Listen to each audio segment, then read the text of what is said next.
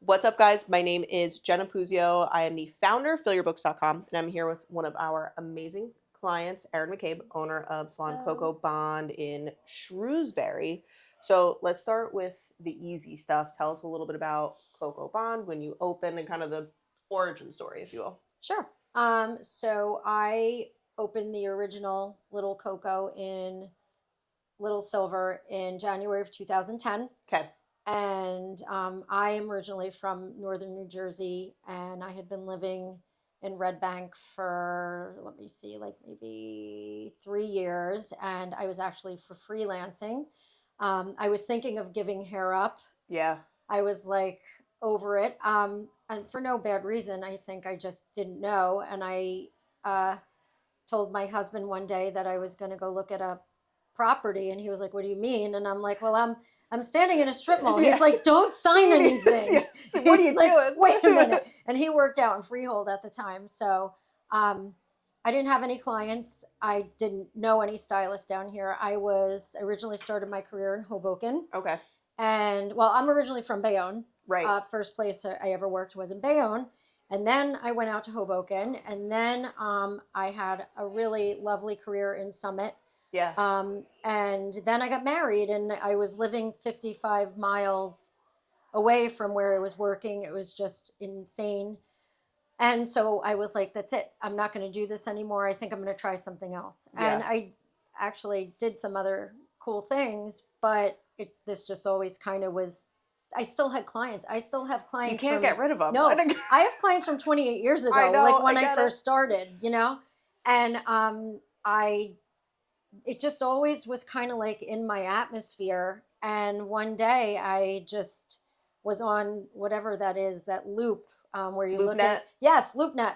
And I was just looking at commercial properties, and I lived in Red Bank, and this strip mall was in Little Silver. And I was like, you know what? I'm just going to go call this guy and go over there. So he ended up being my first landlord. I still do his wife's hair. It's just funny. So we were there for 6 years. And when I started, I had 2 employees that had come to me from another salon. I had basically a sign like in the window while we were renovating. The windows are all papered up. It's this is going to be a salon. If you need a job, give us a call. Give me a call. So Mary Jean, who was my first employee ever 15 years ago, she's still here. And then Tracy was my second. She's still here. Awesome. So we were in that location. We started out really How many fresh. square feet was that? That was just under 1,000. Okay, so small. Yeah. And we had 2 sinks, and we had 6 styling chairs and like 3 processing chairs. Yeah. And, we had, more stylists that were coming in, and I was always big on like training and growing from within. Yeah. And then we would like have to like give a number to get your hair washed, because there was like these 2 little seats, It's like the deli sinks, counter. pretty much. And then the biggest joke was when we were trying to figure out what to do, like I was trying to buy or lease the next door space, right, so that I would then have like 2,000 square feet. And with the seating and everything, Tracy was like, well, maybe we can get stadium seating, like bleachers, so that like it takes up less space. So like we tried, and then I like that you were getting creative with it. Yeah, we were definitely thinking out of the box. So then my husband was like, we're not paying somebody else's mortgage. You're going to buy your own place. And I was like, and I was still working like 5 days behind the chair at this point, because when I started the business, I'm like, I'm not going to do the hair. I'm just going to manage. Well, that didn't last because it just blew up. Snowball so fast. And then my husband was like, well, we're going to buy for what you would pay in rent. You're going to have a mortgage, and then it's going to be yours. Yeah. So that took about a year. So we extended, like we had a 5-year lease. We extended it another year. My landlord was very nice, and he let us do that. And my husband found this building. This had been empty for I think a good 5 years. So was this a business or a house before you bought it? So initially, like way back when Shrewsbury was like farms and stuff, this was a house. It was very nice, It's a beautiful home, building, and and it they had farmland in back. And then I think in the 80s, Bill Weichert, who's the realty Weichert, he bought this and he made this their mortgage. Gotcha. Yeah, like it wasn't office. like a real estate office, it was their mortgages. Yeah. And I think he had that for like 15 years or so. Yeah. And then they leased it to the American Cancer Society. Okay. And they had it for maybe 10 years. And then I think it sat empty for 5 years. And then I remember driving past this. It was this mustard yellow, like Weichert, color. Yeah. And there was like a for sale or for lease. And my husband, checked out the parking lot. It's big. Yeah. It's not big enough anymore, but it was big. Good size, yeah. And it's basically 4 floors. The basement, we have our lunchroom and storage and laundry, and then the first and second floors are now salon and spa. And then up here where we are right now, this is an office, a training room, and then another office for my general manager. So like I've been in this building 10 years. It has just like morphed, and we just keep using up all of the space and like redoing things and updating things. And it's been a huge undertaking. And I remember signing the papers for this in the back room in between highlighting somebody's hair. And I'm like signing my life away. I'm like, oh, what's $1 million? It doesn't matter. I'm like, oh. But we've definitely stood the test of time the last 10 years, and we made the most of this building, and we're like busting out of it. I have 22 stylists, have 10 or 11 associates, but I grow my associates to become stylists. We have a training program here. We have the ACIT program, which is the Associate Stylist in Training. And I have senior stylists that help educate. I bring outside educators in. We built a styling room up here for them, to practice and bring their clients in, So we really try to, or we set them up for success here. We give them all of the tools to become successful. And we have a lot of success stories. Majority of the people that work here their career was born, and we help them. And it's been great. I have a great team. No, it's awesome. I mean, you guys have been we're both Jersey girls. That's why I feel super like, but you've been, I think, a household name for so long. Was that something you expected or pre-planned, or what do you think attributed to that factor? So I never thought that I would be doing this to the level that I'm doing it now. Yeah. And, initially things, success goes this way and it goes that way, and then it goes backwards, and then it goes there. I was petrified when I leased my first space. Like I would go home and just think like, what did I do? Like it's so scary. I didn't know how to be a boss. I was always a very hard worker. Like my past jobs, I loved my bosses. I learned a lot from every boss that I had. And I tried to take like really big learning experiences, whether they were like pass or fails, and be like, I'm going to do that, or I'm never going to do that. Like I remember like what was good and bad about the things that I had been to. And it's like, I want to try to build upon that and do better. And I make plenty of mistakes, that's for sure. It's just, you can't stop. And I think that, going back to the question of, did you ever see yourself? No, absolutely not. But the biggest joy that I get from this is the fact that I never had like a serious mentor. Like I had to figure everything out myself. Like when I decided to do the little strip mall, I didn't know what the hell I was doing. I did not know. I had nobody to ask. Yeah. Like it was like literally thrown overboard and just swim, just keep swimming. And I was petrified, and it was scary. And the thing that you have to be is unstoppable. And I pride myself on being unstoppable. Like, it's scary. Mm-hmm. I am still flustered by certain things. It's just life. You know, life throws you curves. I can, my biggest joy is helping other people figure it out, because nobody ever helped me figure it out. Yeah. And I used to like get so upset about, like, I've cried about the fact that I had to figure things out, and I was scared because I didn't know how to figure it out. Yeah, there's no one there. Like, you're like, is this the right decision? And you just kind of have to go off your gut. No one's going to be like, yep, you're in the right direction. You have to... No. And I don't know. Like, I've taken tons of risks. Some of them have worked out. Some of them haven't. But you can't give up, you know? And I have stylists that, you know, they were like, listen, Erin, I've been a bartender. I've worked in, you know, 3 different salons. Every one of those owners was nuts. You're my last chance.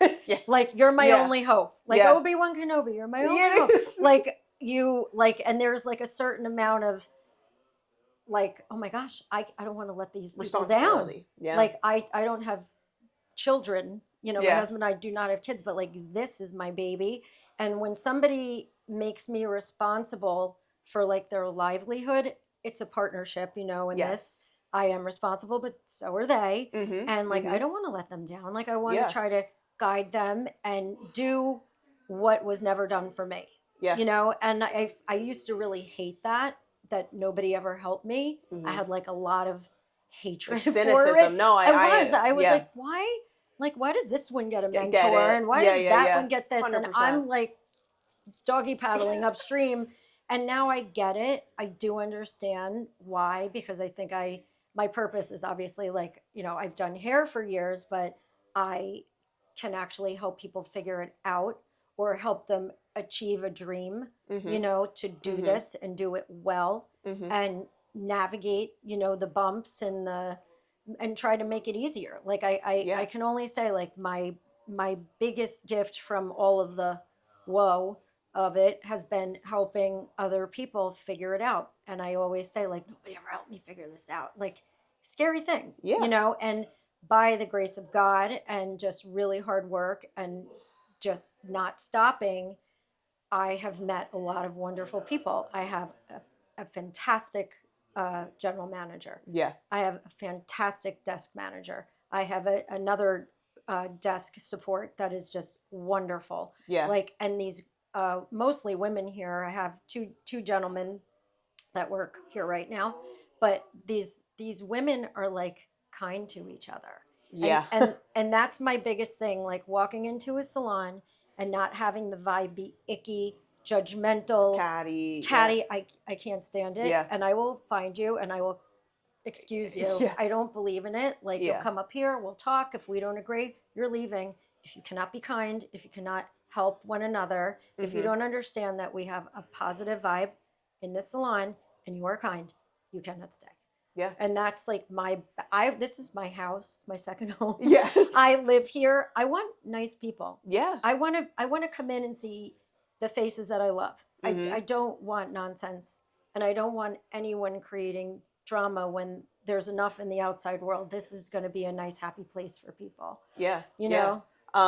One, to your point about the desk, you guys have an amazing front desk team, because being with Fill Your Books, I work directly with Barbara and everybody over there. Shout out Barbara. They do an awesome job, and you and I were talking before this about the importance of that role. Was that something that you always put importance on, or learned through the journey? Or definitely learned through journey. So when we moved into this building, I went from under 1,000 square feet to 3,500 square feet in a weekend. Didn't know what I was doing. Had no idea. Like, and you know, you look back and I think of like all of like the angst and the stuff. Like, my toilets backed up the first day that I opened. It's always how it is, right? We needed to bring in a backhoe and dig up my grass, because accidentally the contractor was filling in the wheelchair ramp. And he was throwing stone from the fireplace that used to be on the first floor.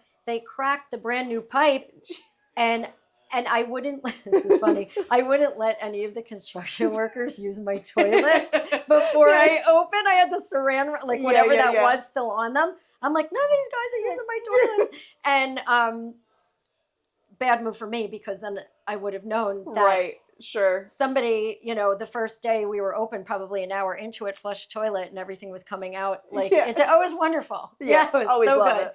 So anyway, I I I forgot what your initial question was. The importance of the desk. Yeah. So that first day with the desk, I I couldn't be more underprepared. Yeah. Because we had gone from like 950 square feet to 3,500, and we have all these people coming in. Then you have new people coming in, and we had these headsets that weren't working. Yeah. And the desk, I had like a power struggle, because the woman that was my manager at the time, she's no longer here. She was thinking it was going to be like it was. She was just really underprepared. Mm-hmm. And I didn't have enough desk because it had grown so much. Like bad moves, like all around. And then I was still styling hair so much that the desk was probably the last thing that I paid attention to. Big mistake. Another one. Like I could just write them all out for you, and it'd be very long. But I definitely underestimated the importance of that. So I had to kind of reclaim power, because they were just doing whatever. Yeah. And then when I like finally was like, oh, this is not good. Like I've got to straighten some stuff out here. Yeah. They were like territorial. This was, and like I said, like this was way back when. But I did have one woman that came with me from the original Coco. She was like, she wasn't the manager then, but when the other one left because she just couldn't do it, she ended up being wonderful. Like she did. And then I had some people that were mixed in with her that were not great. So like trying to, it was like, this is my business, but it wasn't, because they were doing their own thing. And when I would say like, we've got to do this, this, and this, they were like, well, why? Like, and I'm like, because I write your check. Because this is what we're, yeah. And it was weird. It was a weird thing. You know what I mean? But she was, that desk manager was great. She was with me for 9 years. She retired last year. She's wonderful. But, she had her work cut out for her, because there was a lot of other stuff going on in there that like wasn't necessarily great. And it was because I didn't put the parameters. I didn't know. Right. Hindsight's 2020. It was like, because I didn't put these expectations in place. And now it sounds like, between you have a whole training system. Like it sounds like there's a system for everything now at this point. And I think what other owners and other business owners just in general struggle with is they like can't fathom, I have to go through the fire to then find the light at the end of the tunnel kind of thing. Like in order to create the system, you have to go through the pain of what not having it feels like. And thank God, it was my second week into this building. I met my general manager. She came, she actually was introduced to me from my original desk manager. Yeah. So even though that didn't like end well, I met my general manager, who they had worked together at one point, and she's aces. And she has single-handedly developed SOPs, and we have literally binders for procedure 1, procedure 2, procedure 3, the payroll, the this, the that. And we have just developed systems over the last 10 years that have been fantastic. And they make us run. And like, yes, I can go on vacation and not, have to be like, well, I have to do payroll and, whatever. Like, no, that's huge. I have it set up very nicely. And the girls do, the ladies, the women. Yes. They do such a beautiful job, and they take a lot of pride in what they do. And it's not easy, especially the desk, because you have to tell people things they don't want to hear. Like, for instance, we have a cancellation policy. Right. Yeah. And that was implemented after we reopened after 99 days being closed in 2020. Yep. I was like, I have to kind of redress this reset. So it was, our a POS system for booking, it was salon scale Yeah. to manage our color usage. It was our cancellation policy. Like there was a whole other world in this industry after COVID, like after reopening. Mm-hmm. So I was like, you know what? We're doing this all now. Yeah. So like for those 99 days, I came in here and I revamped everything. Well, it sounds like you weren't crying and wondering, woe was me. No, like Yeah. I just went to work. Like everyone was drinking on their sofas. Yes. I was here. I was like, no. We're going to come back and we'll be better than we were before. And fortunately, the women that, were working with me, they were on board. I mean, Yeah. listen, whenever you tell somebody, so what you're not going to know anymore and we're going to do something new. It's like icky Yeah. because you don't want to have to learn something new.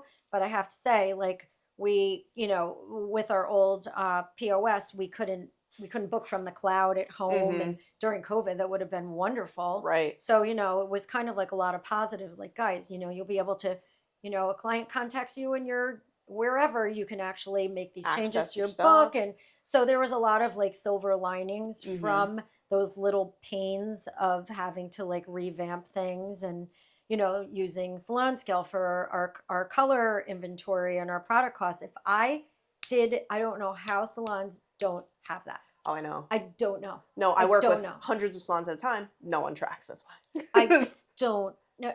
First of all, inventory wise, and second of all, just the cost of color, Yeah. like, is just bananas. Yeah. And the fact that I have 20 something stylists, and I wouldn't be able to stay open if we didn't do it Yeah. this way. Like, Yeah. Well, otherwise you're making decisions based off of how you feel, like emotion, which is not, as a business owner, the way you need to make decisions. It's, okay, right. This feels off. Let's look at the numbers to back it up to see if my feelings are valid. Not that you know what I'm saying, though, like that it's accurate. And then you can make a decision based off of actual numbers, which, speaking into that, you have created this now salon, all of these systems that you're able to be an owner that is available as much as you are, but also you're able to take the time when you need to. Mm-hmm.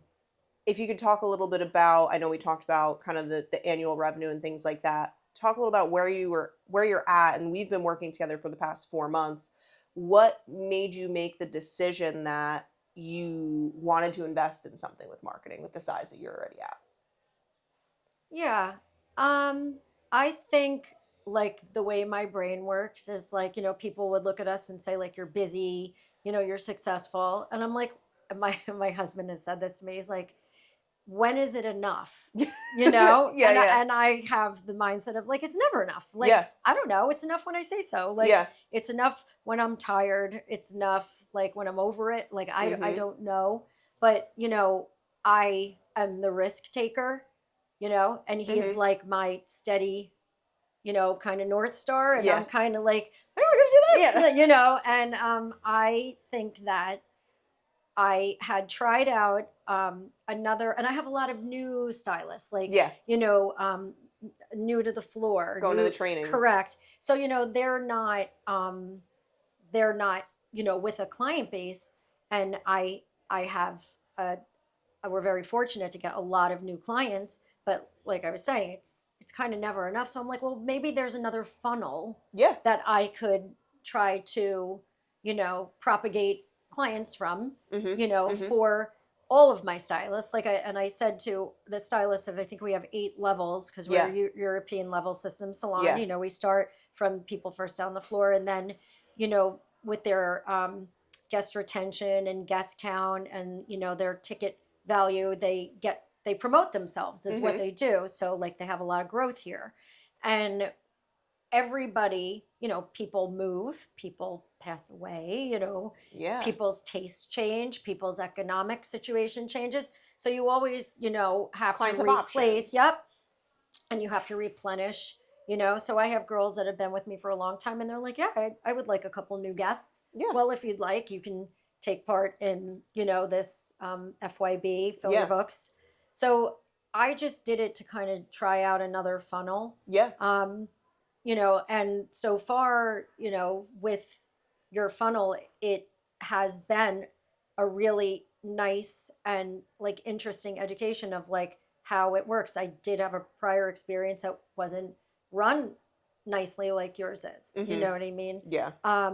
And I think like they're probably a lot newer at it or whatever. Sure. And it was frustrating for me. Again, it was not a mistake, but it was like not a success. Yeah. But then I was like, you know what? Let me give this one more shot. Yeah. Let me, see what somebody else's approach to this is. Do I have to do it? No. Yeah. But I just kind of thought it would be nice for everybody, not just my Yeah. newer clients, but, not just my newer stylists, but my the whole anybody that wanted to participate. I Mm-hmm. did not make anybody participate, but Yeah. I said, hey, listen, if you want to try to replace some people, or if you want to rebuild, you want to add another day, Yeah. you're looking to build, like whatever you want to do, I'm never going to force you to take part in this. Right. But you absolutely can. And I just thought it was another way of bringing in new guests. Yeah, 100%. I mean, even as the household name that you guys are,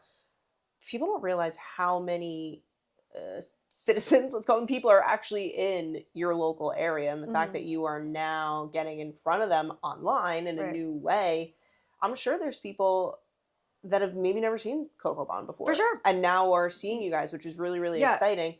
On the other side of that, too, is so many salon owners, you know this, it's the headbutting stylist to owner. The commission salons that are struggling, there's a separation between the two, and the stylists feel like they kind of always have one eye on other opportunity because they know that there's a glass ceiling with where they're at.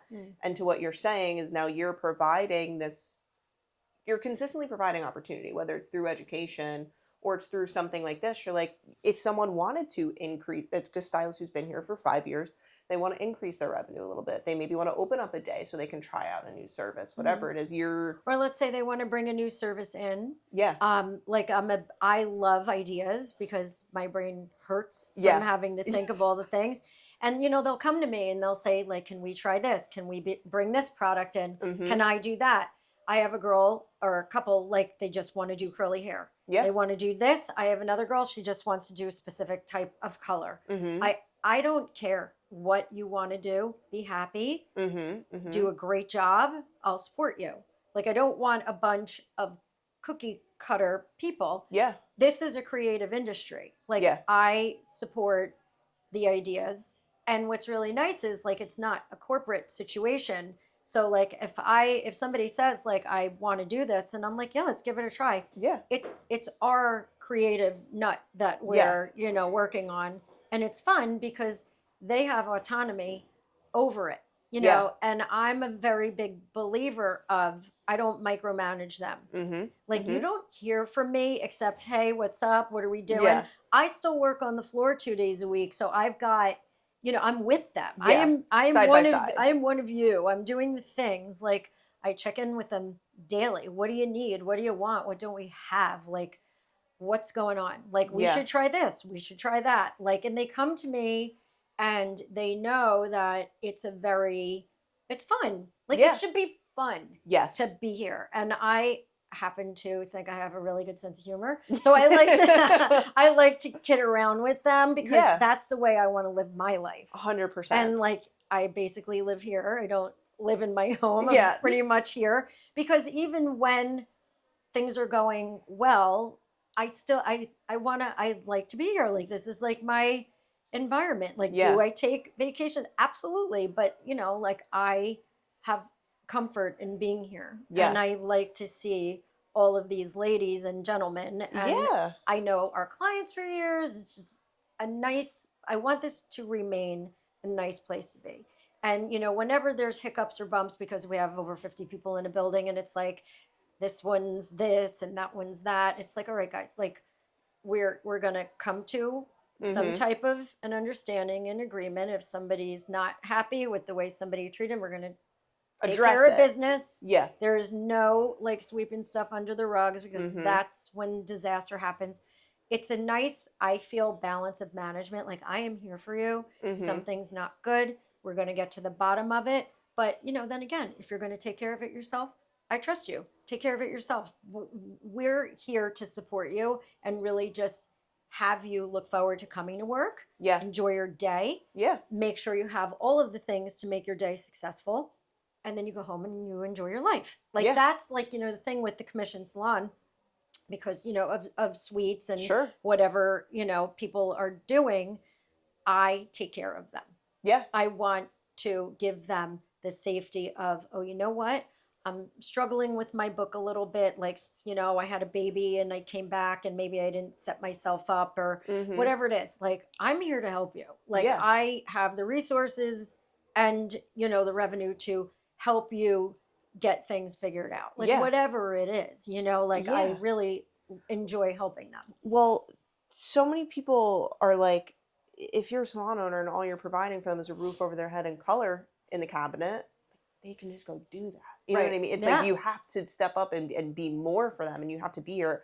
And to be in a salon that's revenue well over 7 figures on the year, you're still here all the time. Right. And I think that's important to mention for any other salon owners who are watching this. I work with 100 at a time, and so many of them are like, I don't want to be here anymore. I don't want to do it. And it's like, if you don't want to do that, good luck.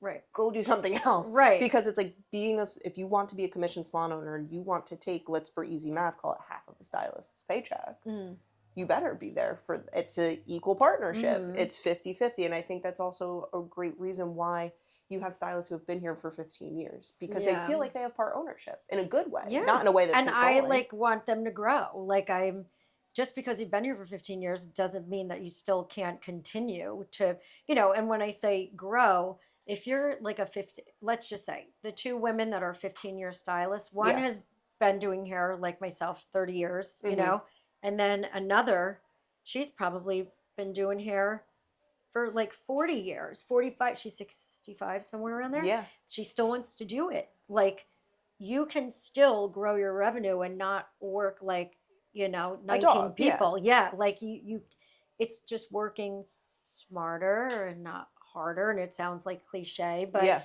like with all of the different classes and trainings and things that I've learned, like we can help you like achieve it. Like, what do you want to do? And we're going to help you figure out how to do it so that you don't have to go through all of the nonsense that I did. I shouldn't call it nonsense. No, the I hear growing you. pains Yeah. of like being kind of like alone out in the sea with like no life preserver. It's like, well, yeah, like I'll throw you a life preserver. I'll, you know, like how you want me to be involved? You want me to give you an idea and lay off? Like, you know, I am here, but then I'm also, I'll let you be. Yeah. You need anything? You good? Can I talk to you? I mean, I get it all the time. Can I talk to you? Of course. Some of it pertains to their career and some of it might not. Like, you know, it's interesting.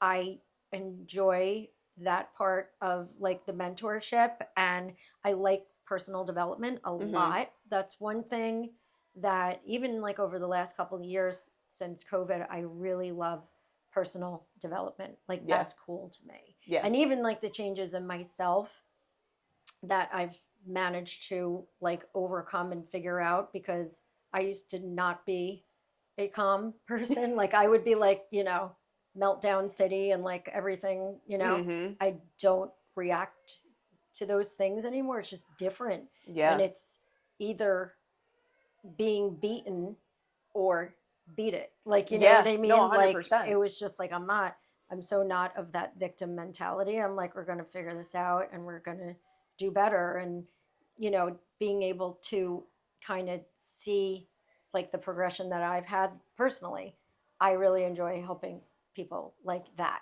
you know, too. So and I get to do that. Like even with clients, like it's not even necessarily all like my coworkers here. It's the clients too. I mean, some clients, I've been in this area 15 years. I've had them for 15 years. Like we're friends, you know, and it's really fun to kind of go through things with people. Yeah. It's stages of life. I know.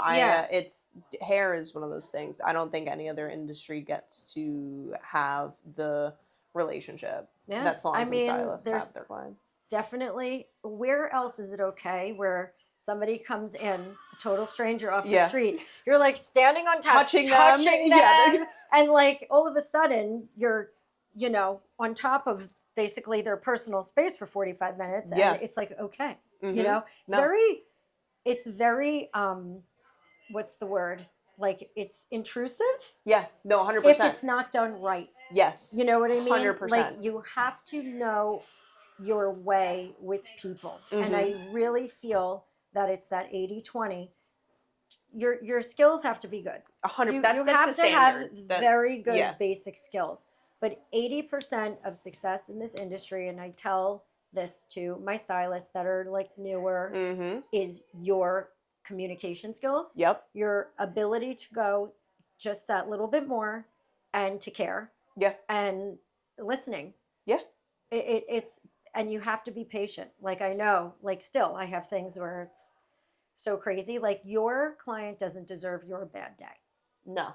You know what I I'm agree. saying? 100%. Like, Yeah. so be very careful because you can be friendly with these people, but You toe that line. correct. You're here for them. Yeah. Like they don't, I mean, I'm sure, you know, they ask you about you or whatever, but that they should be like the golden star of that 100%. 45 minutes. It's like they get to bitch, they get to moan. You're just kind of they're listening. And you can interject all those things.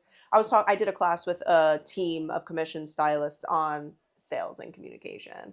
And I was like, and they're wondering why, why is my retention so bad? And it's like, well, during that first appointment, were you talking about what you're doing to their hair and ask them about questions, or were you talking about what was on Real Housewives last week? Right. Because they can go get that from anybody. They have Right. their friends for that. It's like you kind of have to be the professional, but also the how you said, you have to like you communicate. want to be able to connect, but then you also it's also to make them feel comfortable. Yeah. And you're a new client. You want them to know what you're doing to them. Yes. Because they're scared. Oh, shitless. I know. Yeah. Like, wait a minute. Like, what color's my hair going to be? How They have I no only idea. wanted an inch and she took 6. Like, yeah. you need to tell them, okay, now I'm just going to go over what we're going to do because of X, Y, and Z. Does that sound good to you? Yep.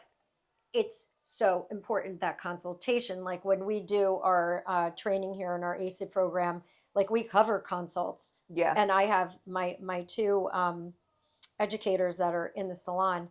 They are so wonderful with their consults and their care for their client that any of these people that come and actually successfully complete the ACID program, like they are golden. Yeah. Because you've learned from the best and your beginning is this. Like whereas it takes people years to figure that out. Mm-hmm. So like I'm proud of everybody here, but I am so proud of my my younger stylists, which are like maybe have like 5-6 years in, the way that they have developed their followings, and the way that they treat their clients. Like I hear them, and I'm so proud of them. Yeah. Like, and I just appreciate them for who they are. Like, and they all get it. Yeah. And like attracts like. I believe that, and I was through plenty of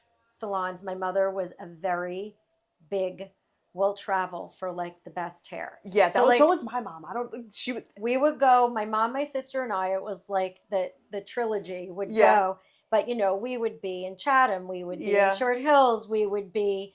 I mean, there was a gentleman that owned a salon where the old Dunkin' Donuts used to be in Seabright by the bridge. It's like gone. We're going back like 35 years. Sure. We would come down and see it. My mother would find these people and we would drive, and it was always like an experience. Yes. You know what I mean? Yeah. And I want that like for the people. Like, you know what I mean? Like I remember like, and it was always, don't buy drugstore makeup and you go to a good hair salon. Like that's my mother. Yes, that is so funny. I think we have the same mother because it was me, my sister, my mom, Lisa, shout out. My mom still goes to Lisa, found her, going there since we were like little kids, but it was the same thing. You would go in and it was like, oh my God, it's this big salon. And it was like bougie for me at the time as a little kid. And like that's how I relate to that a lot because that's how I got into hair. And that's why I think I love the guest experience element so much. And if you're not passionate about it, good luck, because that's, like you said, it's 80% of it. Oh my gosh. It's so much. And they get it. Like, and I know it. Like I know when somebody doesn't have it, you know what I mean? And it's like, I don't think this And I don't know if was. you could teach it, you know? I don't know. I think it's like an appreciation, and I feel like some people just organically, you're like, this person has it, Mhm. and I could see it. Like when they From a walk mile in the away. door, it's like, oh my god, she's gonna be so good. Yeah. You yeah, know yeah, what I yeah. mean? But then I have had like dark horses where Yeah. it's like, oh my gosh, like this is I think this might be hopeless, and then somewhere in there, I think their will, you know what I mean, comes out and like what they want, Mm-hmm. and it's just a very cool evolution Yeah. to see in people. Mm-hmm. And you know, when the newer stylists or the newer associates are coming in and now they see, you know, Alexis and uh, oh, Lindsay was started off as my receptionist 15 years ago, and I'm like, are you, she had like an English degree, I'm like, Yeah. why are you answering my phone? Yeah. And yeah, she yeah. was like, I don't know. And I'm like, she was ahead of the curve. She had her tattoos and her red hair, and I'm Yeah. like, do you You want gotta to be behind the I'm chair. like, Yeah. what are you doing? And like she's been behind the chair for over 10 years now, but like, you know, you see people and you Mhm. kind of, you're like, you're gonna do this, you could do this. Yeah. Like, I know you can do this. Yeah, yeah, yeah. And sometimes it's like not as easy or apparent. But when I look at these girls that have come up through here, like I was saying, Francesca and Georgia, and there's a lot of them, and Marissa and Vinny and Carlos, and I, they've all just plugged in the right way. And you know, if they have a setback, like, you know, you're not doing the way you need to be doing, we got to rewind and get you going, they do it because they see the success of Yes. the other people around them. Yes. You know what I mean? Which takes time to build. You know what I mean? It took 15 years to build that. It didn't happen overnight. No. So like to any of the salon owners who might be watching it, who are like, keep consistent at doing the things and be patient. You just have to be patient. And it's funny, I was listening to, when I work out in the morning, I listen to podcasts. Yeah. And I always listen to like things that are positive. Yeah. And other people's opinions. And even though like I'm not a really big fan of this one person this morning, he just happened to be like on my like YouTube Mhm. like play, and he was talking about that whole unstoppable thing. He was Yeah. like, no matter what, you get up, you don't want to work out. You get up, you don't want to go to work. You get up, you don't No want one to be, wants to do you're it. right. You don't want to be nice today. Yeah. Like whatever it is, but you have to think like what the alternative is. And once you kind of change your mindset and you get into it, you could always pick a better feeling thought. Mhm. You know what I mean? And you might start off, especially on a day like today, it's rainy, it's Yeah. cruddy, it's cold, it's Yeah. not supposed to be anymore. It's like, you know, to have to go out and lead people and be in a great mood. It's like nobody deserves my bad mood. I have to like find my right frequency so I can Mhm. come in here and people can transmit off of my good frequency. Yeah. Like you got to dial in to the right station, and then Mhm. people will want to listen. Yeah. You know, and I love 100%. that. And I think that that is the biggest thing about attracting your tribe. I have that sign somewhere in this office. Your vibe Yeah. attracts your tribe. So true. And like you want those people coming in here. That's the kind of client we like. Mhm. Are the people that are looking for great hair. They want to have a great experience. They have a lightness about them. Mhm. You know, Yeah. I really like that, and that's like what I have tried to propagate over the last 15 years. Like Mhm. when, you know, thinking of this, when on those days where I was like, this was not a great week. I've had a lot of things go wrong. I mean, especially back in the beginning, it was like, why did I do this? Mhm. Not giving up. Yeah. You just have to like get up and find a better feeling thought. That's what I would say to new salon owners Mhm. that are feeling tired, you know, stressed out, hopeless. I think a lot of what I did was I had to change my frequency. Mhm. I'm very into energy is everything. Mhm. That's just my whole way Where I live focus my life. goes, energy flows. Yeah, there you I go. get it. But like it didn't always make sense like that to me. Mhm. And I am so grateful that that's the way that I operate now, Mhm. because now I could get other people to kind of start thinking like, oh, that makes more sense. Yeah. It's much easier to be in a positive mood than in a bad mood. Yeah. You expel a lot less energy. Being, yeah. You know, and it doesn't mean things are perfect. Yeah. It just means we're going to have a better outlook on this because you're going to attract better when you give out better. Yep. And you'll make a better decision. 100%. Because, things could be like completely in the toilet in the morning, and by the end of the day, or you could be somewhere else. Like you are what you tell yourself.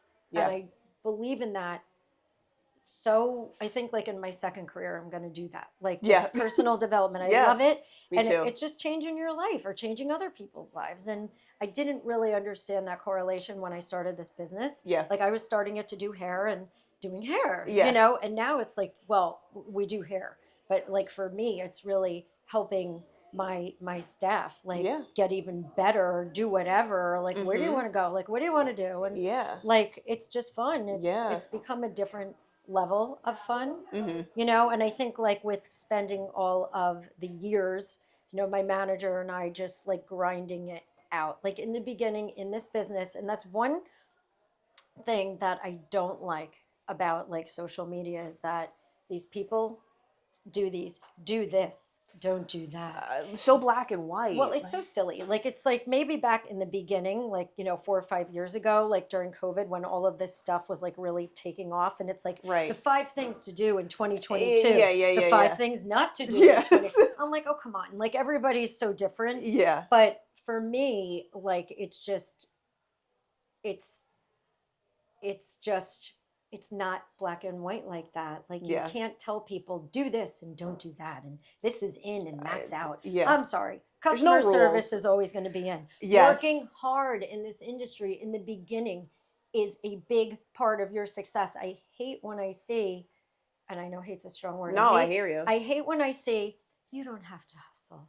They'll come to you. I'm like, speaking my language. So out of your mind like, right shut now. Up. Like this is, but to tell a young stylist that that's the way that they should operate. I don't want to work weekends, and I only want to do this service, and I also have never built a clientele before. And it's like, huh? And I don't want to have to stay after. I don't want to have to come in early. Yeah. I'm like, oh my God, life and success is doing a lot of what you don't want to do. Yeah. But eventually, you don't have to do it anymore. But in the beginning, again, to address your question, I did so much of what I didn't want to do. Like, especially the first, I would say, 7, 8 years of this, I worked a lot. I had a single-minded purpose of what I wanted to do. I bought this building. I wanted certain things. So nobody was going to give it to me. And I also had to set a certain precedent for the staff that I was trying to attract. Yeah. Right. So a life in the beginning, in order to get someplace, you have to do a lot of what most people won't do. And that's the difference from success and mediocrity. Yeah. And I think that I just made it my thing. Like, even though I was tired and even though I missed out on family things on Saturdays and this and that, I had like a single-minded purpose. I wanted a certain thing. Yeah. And I sacrificed it and I missed out on certain things. But now I'm at the point where I'm glad that I did it because I set myself up better for doing it. It's sacrifice. Anything worthwhile is not easy. Yeah. And this industry is so hard. And I think like in social media, when like there's pictures painted of like, oh, and I roll in and all these clients are waiting, everything goes so well. Yeah. And like, it's like these people that are just getting started are so at a disservice to listen to you. Yeah. Like 100%. when we're, training our associates or doing whatever, they see it all, but they also see how to handle it well. Yeah. As opposed to, and listen, do things go right all the time? Absolutely not. Yeah. But it's how you handle what doesn't go right. Right. You know what I mean? It's not avoiding it. It's addressing it. And it's addressing it. And unfortunately in this industry, you will not make everybody happy 100% of the time, but we sure want to try. Yeah. And that to me is hard because I like want to knock it out of the park all the time. Yeah. And I had a perfection problem for a while, like where I made myself crazy, like type A. I'm not type A in my house. I'm not type A, in my personal life or with friends. But when it came to here, I was like, I was make yourself sick. Bananas that it was like not good. Yeah. So like, what is that they say? Like if you try to hold on to sand, like, and too tight, it's going to slip through. Exactly. So I just had to chill. I had to like rework like my circuits. You know what I mean? Like literally unplug and figure it Rewire. out. No, really.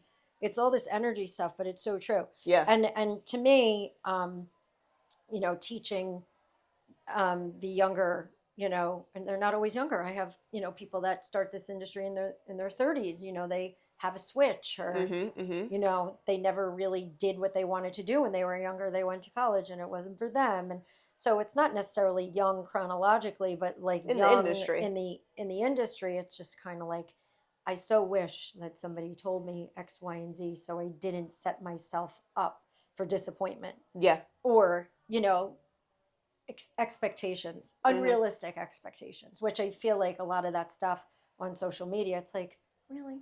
You're going to tell somebody this? Yeah. This is not the way it happens. You're just trying to get followers. Yeah. Like, you're not get doing attention. anything. You're actually doing them a disservice. Like, you know what I mean? 100%. No, I agree with you totally. I mean, to put a pretty bow on everything, you have a beautiful salon, a beautiful team. I mean, I walked in, everyone's smiling, laughing, having a good time. So all the things that you're saying are very, very true because it's happening in real time. Yay. I know this seems very sidebar, but I always like to close these out with, would you recommend the processes with filler books that we put in place for the salon? Would you recommend them to a friend? Yes, I would. Awesome. Beautiful. Yes, absolutely. And I'll just say, because I did have like a not so pleasant first go around with some other business. Yeah. And coming into you, I was like, why am I Scared. doing this? Yeah. But I have to say, nothing but professional, so well run. Everything is very like clean and just easy to understand, which was a challenge of the last one. Yeah. And also, because my desk is like so sharp, Yeah. like with our certain needs, which are different than other salons' needs, Yeah. when she has approached you about, hey, Jenna, can we do this? You're like, yeah, cool. That's great. Let's do it. And that to me is really cool, because it wasn't like, no, that's not the way we do things. You were like super flexible and very accommodating so that it worked for our business model. Yeah. Because everyone is so different. Every salon is so different. Yeah. No two, like I said, I work with 100 salons at a time. No two are the same. So yeah, always super flexible. And you guys have also been a joy to work with, so I appreciate that. What is Coco Bond's social media, like Instagram, so people can give you guys a follow? Salon Coco Bond. There you go. That's us. Beautiful. If you're curious about Fill Your Books at all, go to our website, fillyourbooks.com. Follow me at Jenna Puzio Hair. Send me a DM. More than happy to answer any questions. But thank you again, Erin. Thank you. I had a lot of fun. This was fun. I know. We need to get Anytime. chat and yap more. Okay.